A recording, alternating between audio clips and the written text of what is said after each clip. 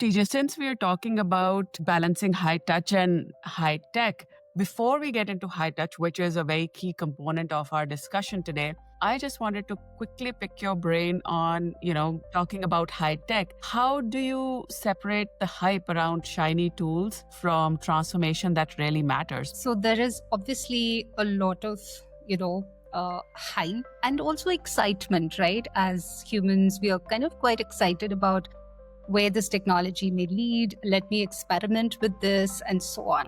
But really, the fundamental thing for most and all teams to ask really is this technology creating or going to create a measurable shift, right? And from a human lens, is it shifting either behavior or is it shifting the overall performance?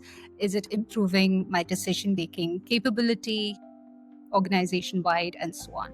So I would say that while hype is living in the tools, the high tech, the transformation really lives in the human outcomes and the business outcomes, so to say. So, for example, I was looking at this AI content generator, which was very impressive and so on. But then if that would not really improve my capability metrics in any measure, either the application rates or how does it impact talent mobility and so on, it's just going to end up as a lot of noise, right? Not really progress. So again, AI can only be successful when it's augmenting human judgment and not really kind of replacing it. And going back to your point about those organizational guardrails and so on, how is it also helping me with my skilling strategy? How is it helping me create skill clouds and not just be focused on certain things that are to be done for this job, right? So giving that flexibility and dynamism to everybody involved.